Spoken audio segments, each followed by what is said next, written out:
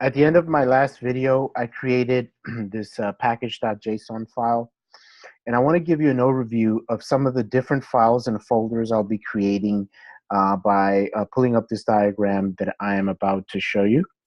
And let me just get that set up. And there it is. Close this out, and I'll share the diagram with you. Okay, I'm going to resize it for better viewing. Okay, so the first folder here I will create is called contracts. And this contracts directory will contain the raw source code for each of the contracts that I end up building. This project is only going to contain one contract stored in a file called inbox.sol. And this file is going to contain some Solidity code.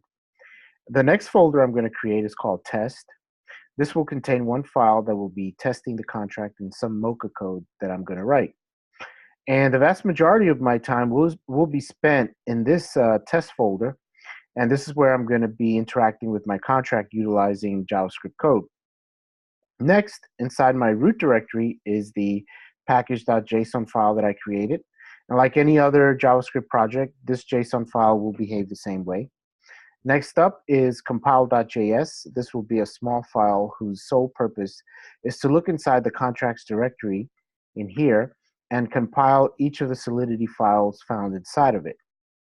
So this will be a one-off file that is used solely to compile our code. Finally, we have deploy.js, whose sole purpose is to take some compiled code and deploy it to the network.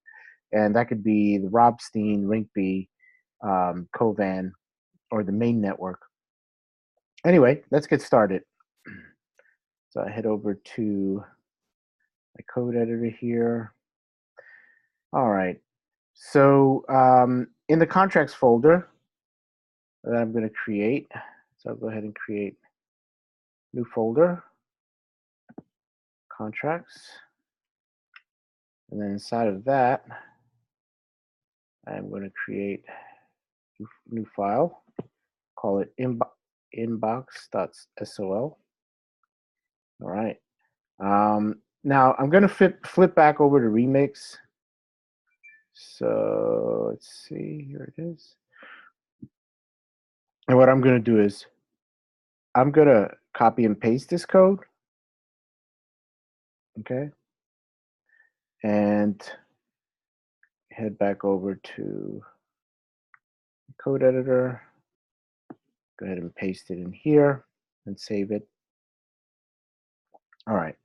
Now, if you're doing this, you may not have any syntax highlighting at this point in your code editor, and that's because we're working with Solidity.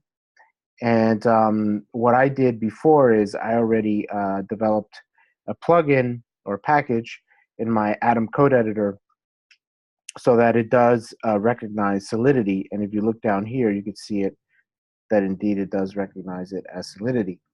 So in the comments below, I'm going to provide some information on potential plugins that you can use depending on what code editor you have, because I'm not going to assume that you have Atom. You might be using another one. And I'll try to cover as many of the most utilized code editors out there. Okay, well, that's it for this video. See you in the next one.